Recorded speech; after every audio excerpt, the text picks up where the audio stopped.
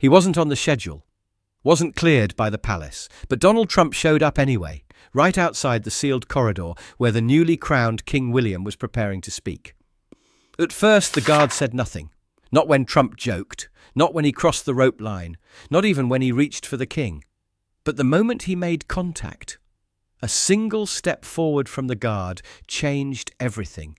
No shouting, no theatrics, just discipline. And before the day was over, Trump wasn't in the palace anymore. He was in custody. Now, before we show you the royal statute that left even the king silent, drop a comment telling us where in the world you're watching from, make sure you're subscribed with the bell icon turned on, and stay right here. Because what happened next wasn't politics. It was protocol. The marble floors of the grand state corridor at Buckingham Palace carried a silence sharper than stone. Morning light filtered through leaded glass, landing in long geometric shadows across the polished limestone. Aides walked softer today, not because of reverence, but because of cameras. It was the first public briefing from King William since the coronation. Not a speech, a statement.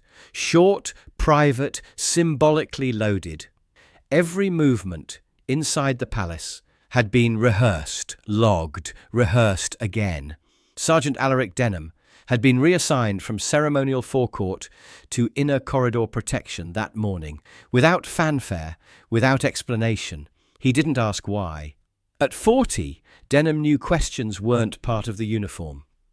15 years in the Coldstream Guards had taught him that. 9 years of service in conflict zones taught him the rest. He stood post beside the eastern archway, hands clasped behind his back, boots lined with surgical precision along the floor's diamond pattern. His uniform was pristine, his eyes unmoving. He didn't check his watch. He didn't need to. The rhythm of the palace was in his bloodstream. At 08:14, a low crackle touched his right earpiece. Control to post 7. Stand by. Unlisted motorcade approaching from Victoria Gate. US diplomatic plates. No prior clearance on file. Denham didn't respond. He blinked once, adjusted his footing by half an inch. In his peripheral vision, a press technician paused while adjusting a lighting rig. Unease moves through buildings like static. It never announces itself, but the air changes shape. 3 minutes later, they arrived. A convoy of 3 black SUVs rolled past the entry barrier, one bearing US diplomatic insignia, another with forward antenna arrays. The palace gates didn't open automatically. They were already halfway open, stalled from the last equipment delivery. It was a mistake, a small one, but small mistakes at the palace scale like echoes. The vehicles halted just beyond the inner service courtyard. Doors opened fast. First, 2 Secret Service agents stepped out, scanning the perimeter with sunglasses too dark for the overcast light. Then, without a single staffer flanking him, Donald Trump exited the lead vehicle. He was alone. No press badge, no clearance lanyard, no formal listing in the diplomatic logbook. And yet he walked like he owned the hallway he hadn't yet entered. Denham remained still. Trump adjusted his coat collar against the breeze and looked toward the entrance. His gait was brisk, confident, less like a guest, more like a man arriving to resume something interrupted. Inside the comms channel, silence, then, "Post 7, confirm, that's Trump." Denham didn't answer. He didn't need to. The sound of polished shoes striking palace stone said enough. Trump passed through the threshold, flanked now by 2 handlers hastily emerging behind him. One held a phone.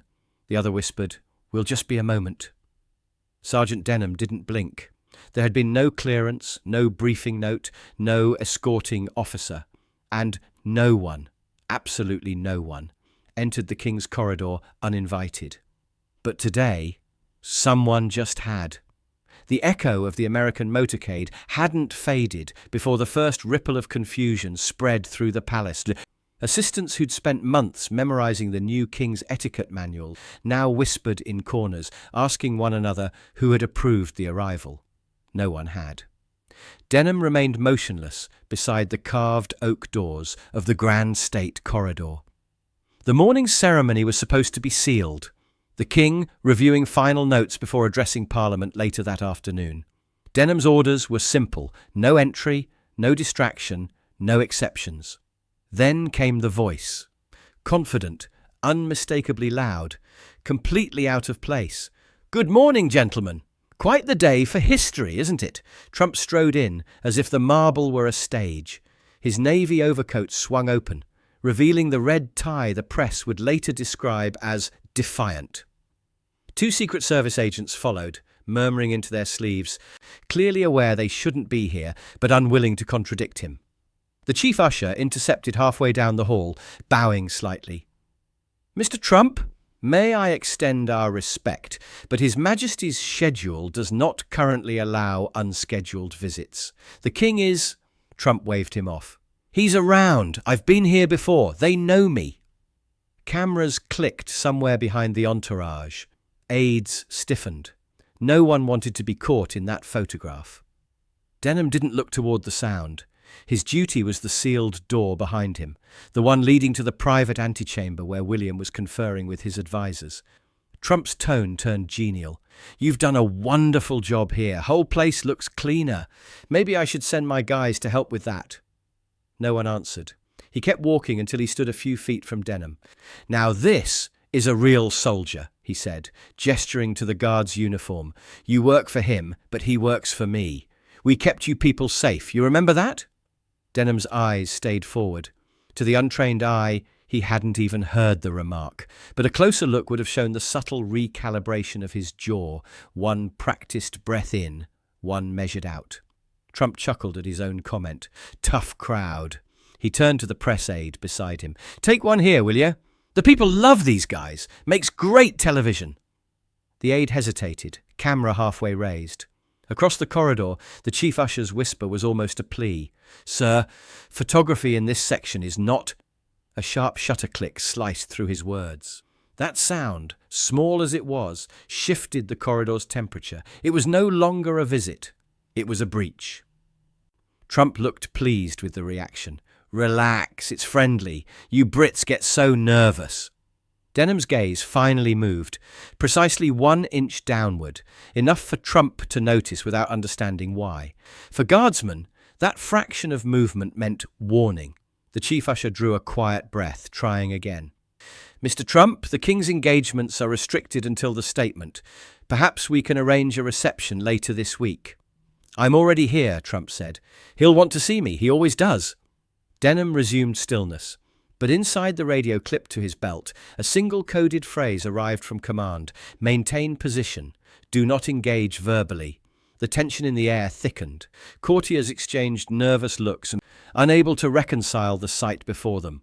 A former head of state treating the King's protected corridor as a personal foyer. Trump adjusted his cufflinks and smiled toward the closed door. "We'll make this quick." The chief usher opened his mouth to object again, but Trump was already stepping closer, his reflection merging with Denham's polished cuirass. For the first time in years, the guard could feel the palace holding its breath. The line had not yet been crossed. But everyone knew it was only a matter of steps.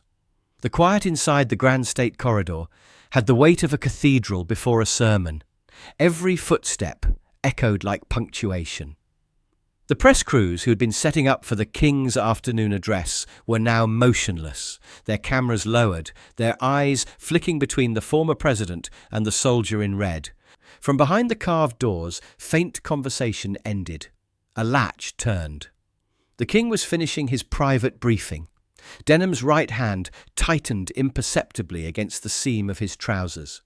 He already knew what would happen next. Every rotation drill, every debrief had prepared him for a breach exactly like this, though never one involving a world figure. The doors opened. King William emerged with 2 aides and a legal secretary. He wasn't wearing regalia, only a dark suit, and the quiet composure that came from bloodline and burden alike. The air shifted when he appeared. Even the light seemed to realign around him. Trump's smile broadened. "There he is, the man of the hour." William paused halfway into the corridor, registering the intrusion in a single glance. His voice was measured. "Mr. Trump, you were not scheduled for this hour. I flew in personally, Trump said, stepping forward. Wanted to congratulate you myself. You're doing a terrific job. People are saying it everywhere. The king inclined his head slightly. I appreciate the gesture, but this is a private wing. My staff will... Trump took another step. Come on, just one picture. My people are right there. History likes a handshake. Denham moved. One clean pace forward, half turn of the shoulder, enough to block the remaining distance without touching either man. The motion was small, but its meaning filled the corridor. Trump stopped short, surprise flickering into irritation. You think you can block me? I'm here to shake his hand. Denham didn't speak. He simply returned to stillness, his eyes fixed ahead. The cameras behind the rope line began to whir again. One voice called out, "Mr. Trump, over here!" The sudden burst of noise collapsed whatever thin diplomacy remained. Trump lifted his arm, reaching past the guard toward the king's shoulder, a gesture meant to look friendly to a lens. Denham's left hand rose with mechanical precision, intercepting before contact. A bare-gloved palm stopped the movement mid-air, guiding it gently but firmly aside. The exchange lasted less than a second, yet it rang like gunfire in the corridor. Papers rustled, a door hinge creaked. Someone whispered, "Protocol breach." Trump's expression hardened. The cameras caught the flush rising up his neck. He steadied himself, glared at the guard, and with sudden anger pressed both hands against Denham's chest. The shove wasn't powerful, but it was deliberate. Leather soles scraped marble. The chief usher gasped. An aide's pen clattered to the floor. For the first time that morning, Denham's boots shifted out of alignment, but only because he chose to absorb the push rather than resist it. He straightened slowly, the motion precise, almost surgical. William's voice was calm but edged. "That will be enough." Trump, still breathing heavily, jabbed a finger toward the guard. "He touched me first." No one answered. The accusation hung uselessly in the charged air. Denham returned his hands behind his back, restoring the line, his posture unreadable. The king stepped backward a single pace, giving his protector room. The silence that followed wasn't diplomatic, it was judicial. In that frozen corridor, amid lenses, marble, and disbelief, everyone understood what had just happened. A foreign dignitary had laid hands on a soldier of the crown in the presence of the king. And from that moment onward, ceremony no longer governed the room. Protocol did. The push echoed longer than it lasted. Denham didn't react the way civilians might expect. He didn't stagger, didn't push back. He simply absorbed the momentum, straightened, and resumed the posture he had never truly left. Hands behind his back, heels aligned, spine upright, like stone with memory. But something had changed. The shove had crossed more than a ceremonial line. It had activated a silent protocol only a handful of active guards had ever trained for, let alone used. Without raising his voice, Denham spoke. "Your Majesty," he said, his tone as calm as an order read from Scripture. "Step back." The king obeyed instantly. Not because he was startled, not because he was weak, but because that one sentence, delivered without hesitation, meant only one thing inside Buckingham Palace. The guard had taken command of the corridor. Trump blinked. "You're telling him what to do now?" But the comment didn't land, because everyone in that hallway, from aides to foreign agents to the man who'd just been pushed, understood something Trump didn't. When a royal guard steps forward without instruction, without cue, it isn't rebellion. It's protocol's last line. Denham pressed a gloved thumb to the shoulder-mounted comm device beneath his collar. His voice remained composed. "Post Denham. Initiate Article 7, Section C.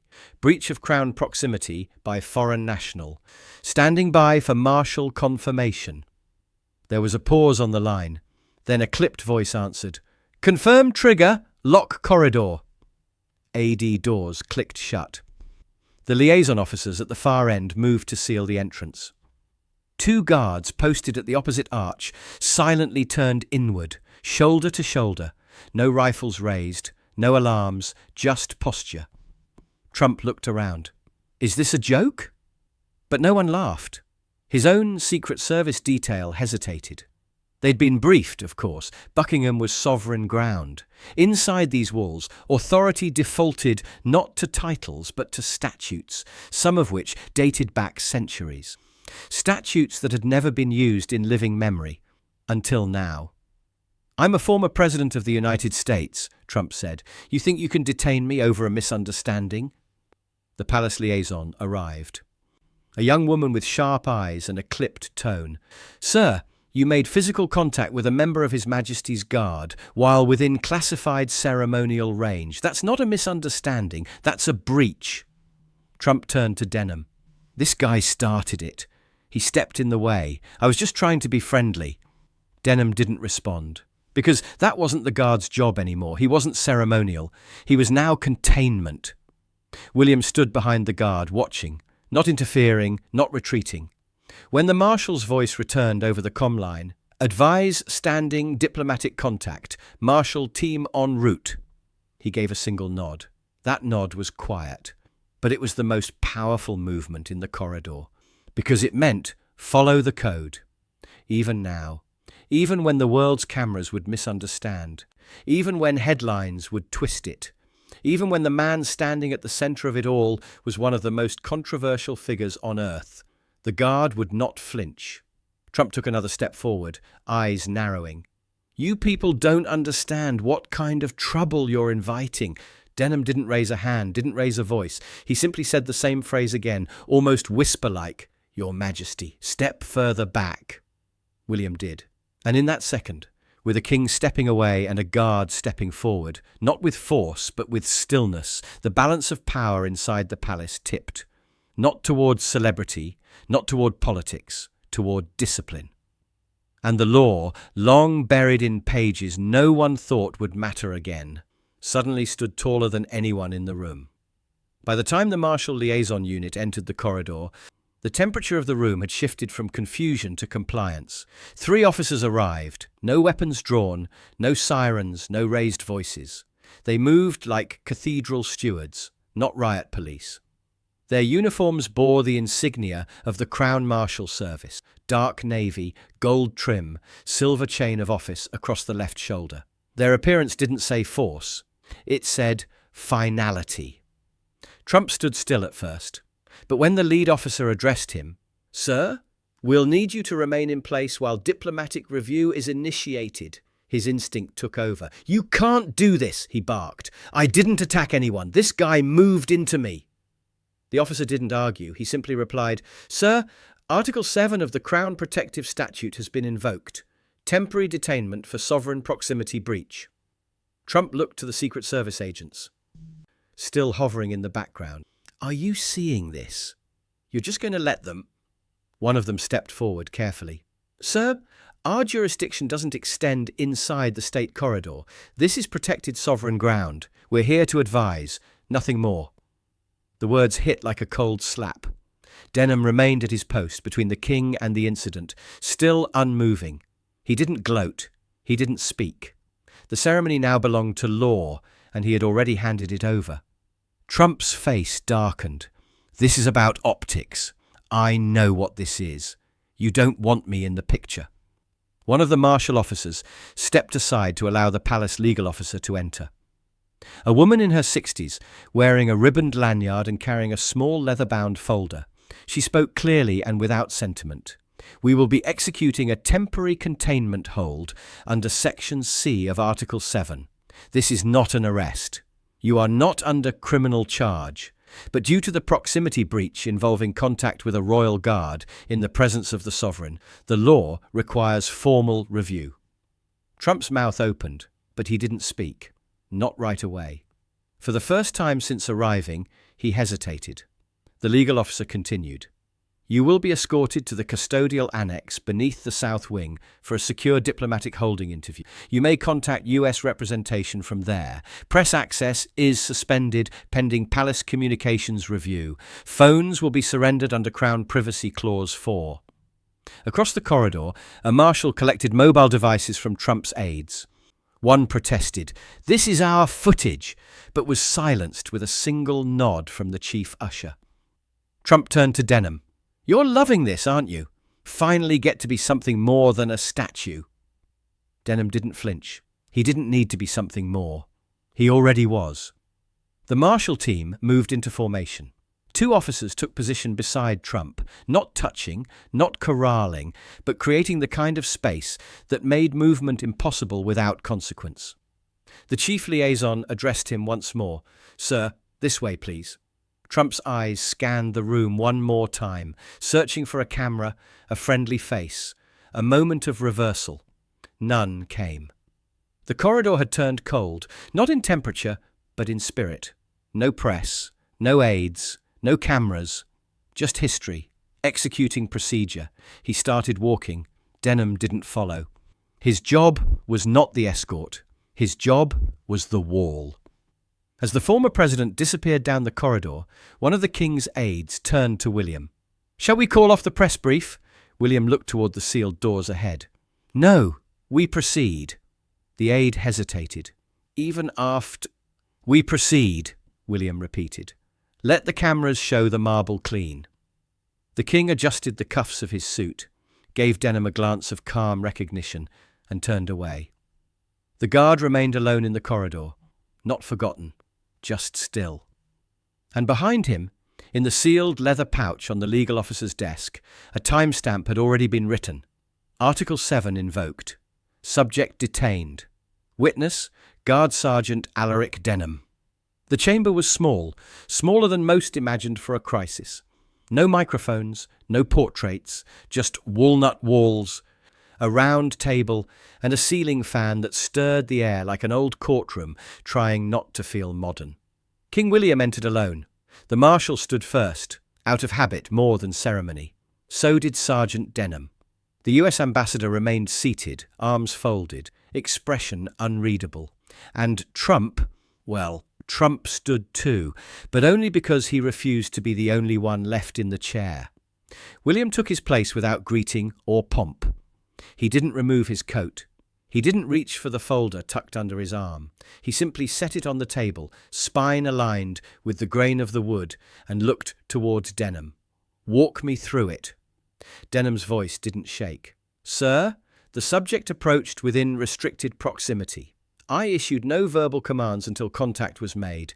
Upon physical breach, I invoked Article 7.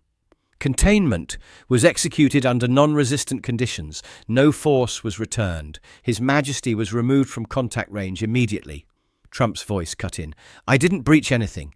It was a handshake. He got in my way. I was being friendly." William didn't look at him. The ambassador cleared his throat. "Your Majesty, as representative of the US government, I need to emphasize this incident presents interpretive risk. The footage will be complicated."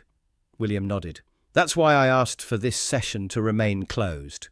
"We're grateful," the ambassador said, adjusting his cuff.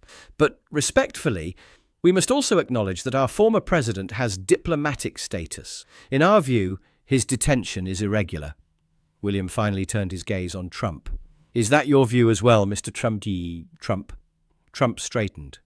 "My view is this whole thing is an overreaction. I've been here before. I've stood right here with your family. I supported the crown when it mattered. And now I'm being processed like I broke into the building." William replied quietly. "You didn't break into the building. You walked past a boundary, and then past a man whose job is to guard the line." Trump rolled his eyes. "It was a photo op. He made it political." "No," William said. "He made it procedural, which is what my family has failed to do for decades." Trump smirked, but said nothing. The marshal passed a paper across the table, Custodial Writ 12C. It was only 3 sentences long, but it held the legal authority to remand any foreign national under Crown jurisdiction for diplomatic review if physical contact with a guard occurred. "Your Majesty," the marshal said, "we are prepared to release the subject upon sovereign discretion. The statute allows for nullification in symbolic cases." William tapped a finger against the table, slowly, once, twice, then stopped. "This isn't symbolic," he said. The ambassador shifted. "If this becomes public," It already is, William interrupted. The corridor was lined with press. The footage exists, even if it's been confiscated. The act happened. He paused. Then, this is not politics. It's precedent. If the guard is struck and nothing follows, then no one will take the guard seriously the next time it happens, and it will happen again. Trump leaned on the edge of the table. You really want your first international headline to be about this? About me being locked up by one of your toy soldiers? William looked to Denham. Is that what you are? He asked. A toy? Denham didn't answer. He didn't have to. William turned back to the marshal. Enact the writ. Proceed with remand. The review can take place within 12 hours. No criminal referral. No press briefing. But he finishes the process. Trump opened his mouth to protest again. But this time it didn't come out. He just looked at the others in the room. None moved, none blinked. Not even the fan overhead. William rose. Thank you, Marshal. Thank you, Sergeant. He paused only once more, glancing toward the sealed folder, still untouched on the table. Next time, he said softly, knock. And with that, the king walked out, his coat still on, the air behind him colder than when he entered. Rain had started again, not in torrents, but in a soft, continuous drizzle that made everything look cleaner than it was. The convoy departed from the palace's east gate at exactly 15:06. No sirens, no escorts, no palace flags fluttering from chrome. Just 3 dark vehicles moving with the precision of a logistical errand, not an international incident. Inside the second car, Donald Trump sat between 2 martial officers in formal service coats. His seatbelt clicked faintly against the silence. He hadn't spoken since exiting the chamber. Not to the driver, not to the officers, not even to himself. Behind him, in the third car, Sergeant Alaric Denham rode without ceremony. The rain tapped gently against the windows. His uniform, still immaculate from the confrontation, bore no signs of conflict.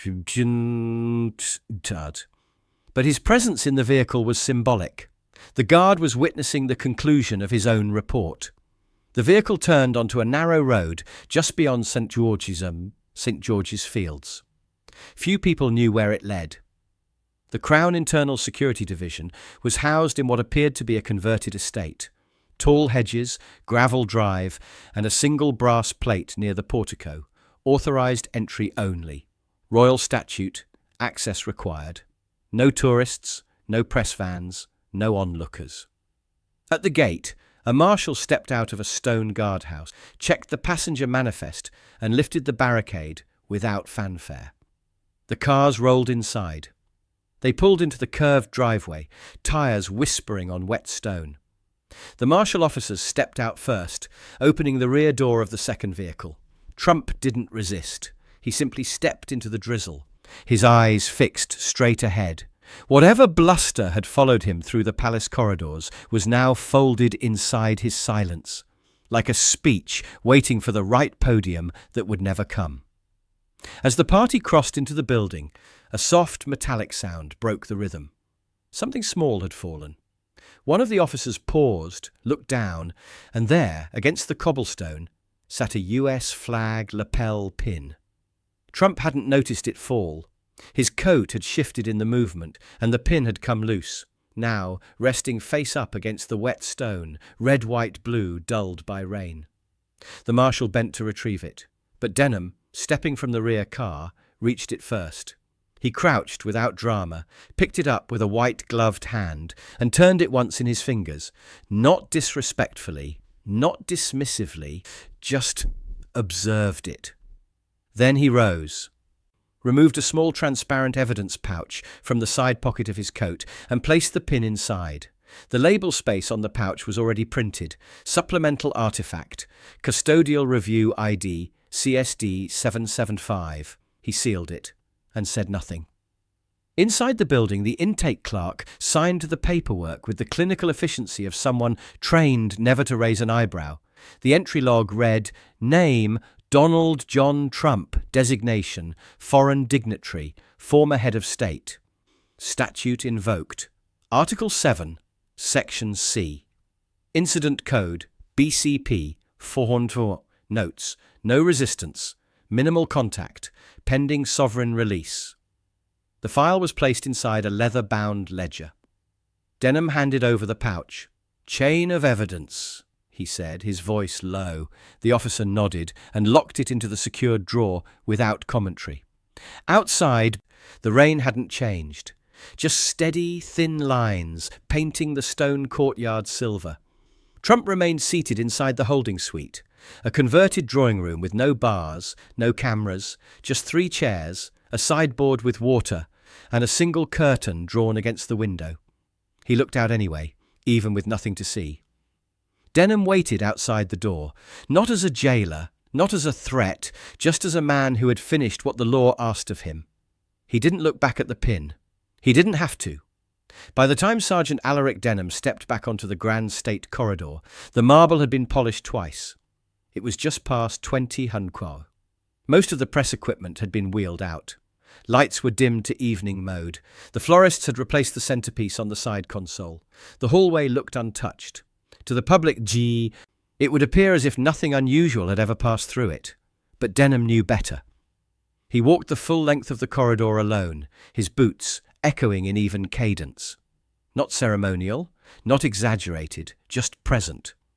He paused at the midpoint, the place where, hours earlier, a foreign hand had struck against uniformed stillness. The floor had been cleaned, the lighting recalibrated, but beneath the marble, the memory remained. That's the strange thing about places like this. They absorb everything, even what they erase. Behind him, the door to the king's private chamber opened softly. William emerged without entourage. He wasn't in formal attire. No sash, no medals, just a dark wool coat, and the kind of expression only those raised by protocol could wear, measured, unreadable, quietly aware of everything. He stopped a few feet from Denham. For a moment neither man spoke. Then William said, "You upheld the crown today." Denham nodded once. "Just the code, sir." The king studied him. "That code has been bent more times than I can count. Today it held." Denham didn't respond. He wasn't here for reflections. He was here to return. William understood. He glanced down the corridor, then turned and walked back the way he came. No orders, no speeches. Just mutual recognition between a sovereign and the man who had shielded the weight of that title with nothing but posture. Denham resumed his post. Hands behind back, gaze ahead. Near the security desk, a sealed evidence pouch sat inside a document tray. Inside it, the small US flag pin. The red enamel still caught light when it shifted. No one had picked it up since intake. It wasn't evidence in a criminal sense, but it was part of the record, a weight of intention made physical. Across the corridor, a court clerk passed with a stack of folders. She nodded respectfully, but didn't stop. That was the nature of the palace. Even when it broke rhythm, it returned quickly, efficiently, quietly. Outside, the rain had finally stopped. The cobblestones were still wet. A valet wiped the hood of a Range Rover beneath the portico. The world was already resuming its shape, even if the shape now contained a new line, one not to be crossed again. Inside, Denham stood at attention, not for history, for duty. Because in the end, there was nothing to celebrate, only something to guard. Would you have stood your ground if the one crossing the line held power on the world stage? Do you think the guard went too far, or was he just doing exactly what the law demanded? Tell us what you would have done in the comments below. And if you believe no one, not even a former president, should stand above the code, tap that like button right now. Make sure you're subscribed with the bell icon turned on so you never miss a single story. Share this video with someone who still believes that discipline protects the crown. Our other Royal Guard stories are already on screen. Go watch them next and we'll see you tomorrow. Same time, right here.